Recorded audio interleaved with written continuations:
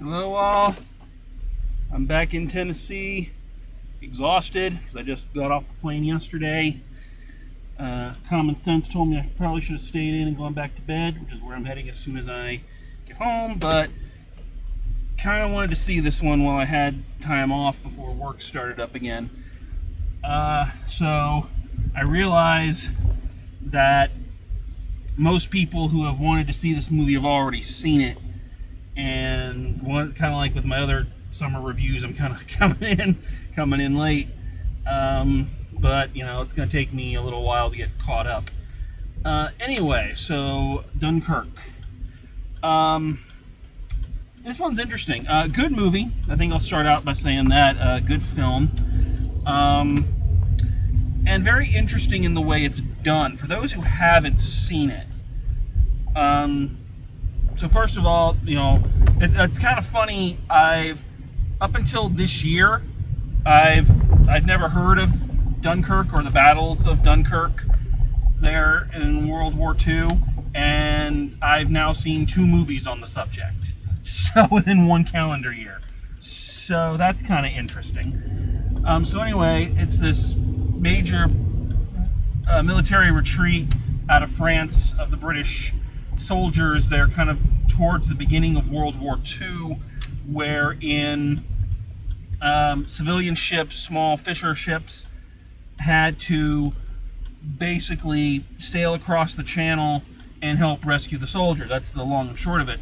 And this film chronicles kind of 3 separate stories that are going on, and all of them happening at different times in the evacuation from different points of view. You got the first one is a guy, just some soldier who you don't know, they never say his name, he's never given a name, just trying to get off the beach and trying all this stuff just to get off the beach. You've got one of the small ships that are going across the channel, so there's a story on that, and there's a story of some of the Air Force pilots basically trying to shoot down the German planes before they can do too much damage. So what's weird about this one is not only do you have these 3 different stories that are all taking place and intercut and whatnot, but they're all taking place in different time increments. For like the guy trying to get off the beach, that storyline is a week. So every time they cut back, like that's taking a week for them to get all the way to the end. The people on the boat, that's a whole day, and the guys in the airplane, that's an hour. And they tell you that at the beginning of the film, and then like for the rest of the film, they're cutting back and forth, and it's interesting to watch when you consider when the stories intersect. It's a little bit difficult to keep track of at some points, going, okay, so if that happened there, that means this is going to happen when they cut back to the other guy, and whatnot. So it's an interesting way to do the story, if not a little confusing, but an interesting way of storytelling. I think that's the other thing that's interesting about this movie. I won't say good or bad, because I think it has its strengths and its weaknesses. But what's interesting about the story is that it's a very visual story, which shouldn't surprise you considering it's a movie, traditionally a very visual medium. But the story and the direction, everybody knows Christopher Nolan of the Batman trilogy there, the Dark Knight trilogy. Very visual director, and the story is more told through the visuals. There's very little dialogue. The storyline with the guy just trying to get off the beach, like that takes up the first chunk of the movie, and there's maybe 2 or 3 lines of dialogue. It's all told through the shots, through the actions, through people's reactions. And that's true of the other stories as well. We're never given a lot of backstory. The people aren't given any kind of big speeches. It's all very mechanical, they just kind of state what needs to be done and whatnot for the audience, and then they go about it. And this works for a majority of the film. It does have its downside in that, for me, as a director myself and a writer and all that, the thing that's always captivated me, the thing I've always liked, are character-driven pieces. I like to know about the people I'm watching. I want to be invested in the people I'm watching. And I want to know about the people I'm watching. So having a film that deliberately, and it is a deliberate choice by the director, deliberately tries not to give you any background information or give you characters really you can relate to or whatnot, that made it difficult for me as an audience member to get invested for a long period of time. It really took me a long time, I'd say almost half the movie, if not more, before that kind of visual, sorry, I'm again tired and I can't talk, that kind of, cathartic reaction really started. Because there are certain things in here that you can't help react to, and you're just like, yeah. On the other hand, that style worked for the film because, again, it gave you this feeling of it's an everyman, almost like a you are there kind of thing, almost like a first-person perspective. You could see yourself, or you could be immediately in the situation because you're not worried about, this guy having his gal Edith May back home who just had a baby, and his pop never loved him or anything like that. They don't bog the film down with that kind of stuff. It's just, this is the job that needs to get done, and this is what happens getting there. So again, I think it's a 50-50 barrel. I think it works for some of the film, and I think in other ways it's its detriment. Well, I want to talk about this aspect though, because I think this is the most important. Again, as I said, it's a visual movie. It's all told through the visuals, through the directing choices and whatnot. And I think why that's awesome in this case is that we have a lot of that now. We have a lot of very visual storytelling because we can do so much with computers. That Valerian movie has come out, and I mean, you can looking at it, it's basically a giant cartoon. I haven't seen it, so I'm not trying to judge its quality. I'm just saying that from looking at it, it kind of looks like that, kind of like I said about Avatar or the Star Wars prequels. So much computer generation that nothing feels tangible and real. I think that's the drawback, but I think because it's so easy to do computers now, a lot of directors and a lot of studios jump on that very visual storytelling because of what you can do with it. Now, why this movie is unique and why I think it's better is because Christopher Nolan, notoriously, either he doesn't like CGI or he just chooses not to use it. Or he knows when to use it, let's say that. But the point is, he really, really, really likes practical special effects, practical shots. And you can look back, I'm going to turn this off. Or on more. Oh, no, let's not do that. Sorry about that. Better to be a little bit blinded than not see me at all. Well, most people would say. Anyway, totally lost my train of thought playing around with the light. Anyway, yeah.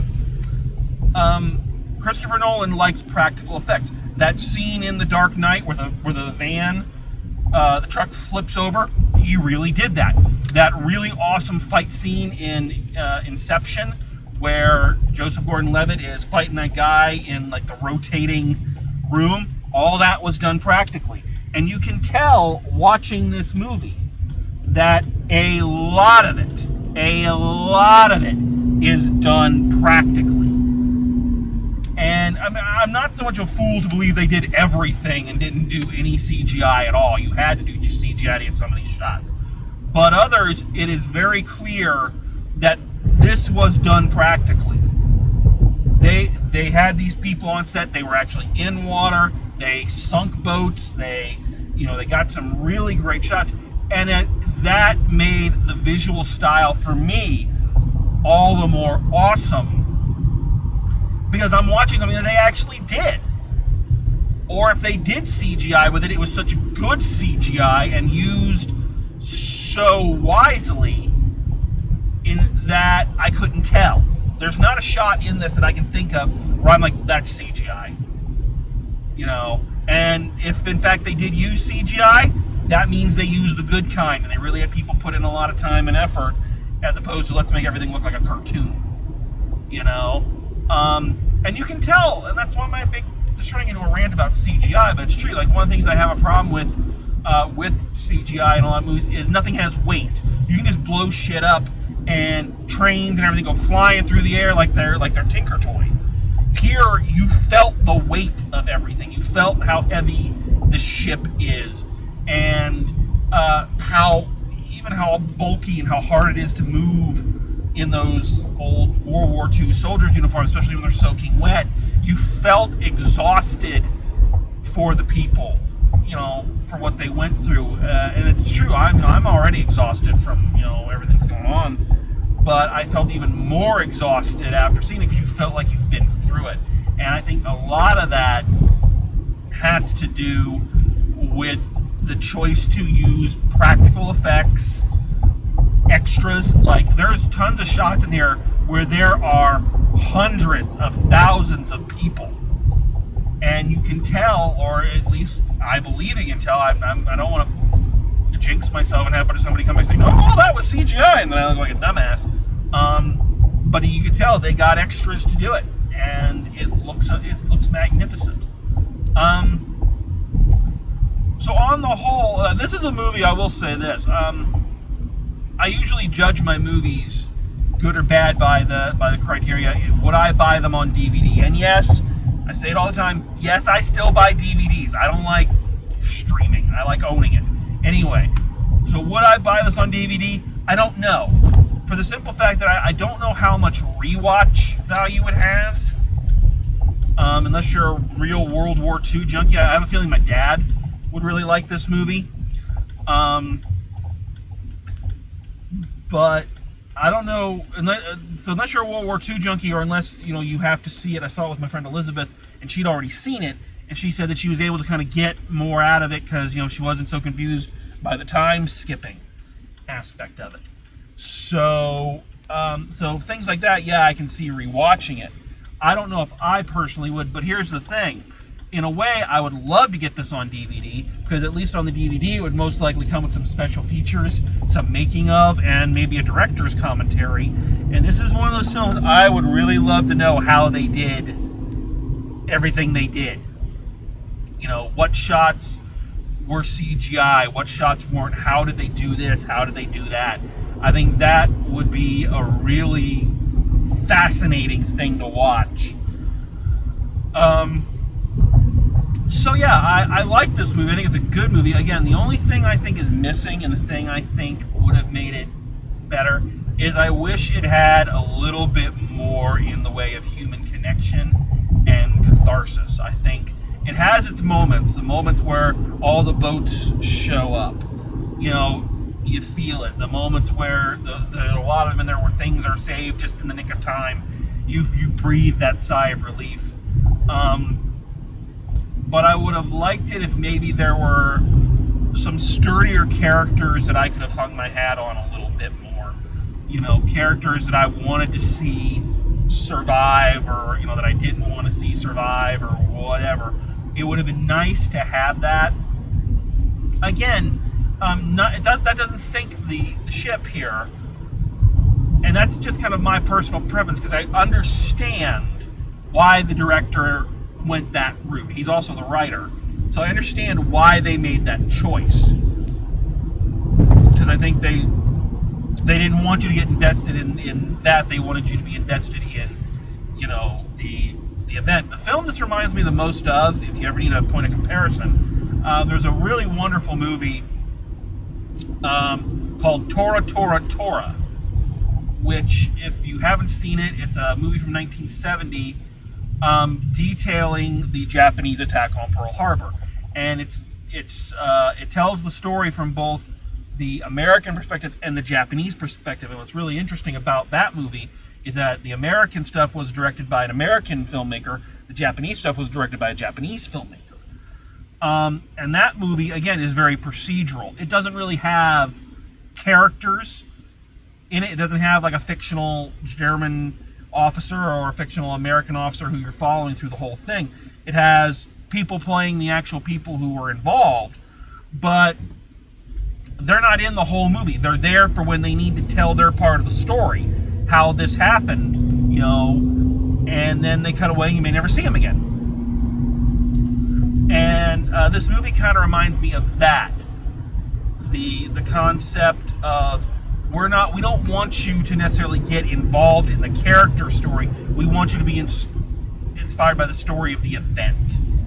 So again, I get why they did it, and I think it's successful about 50% of the time. But I would have liked it if there was like some audience viewpoint character that was a little bit more consistent. But on the whole, a good movie. Again, if you're a World War II buff or you like World War II movies like I do, this is a good one.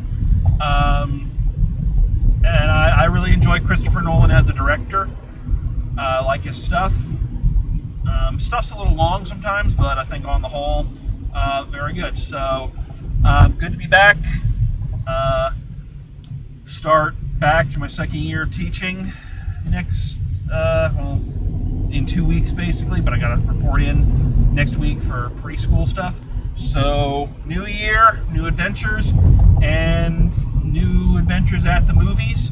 So, here's wishing all teachers out there break a leg this year. Here's wishing all students returning or starting school. Here's to a good school year. And don't worry, I'll still be here doing my reviews for the 15 people that watch.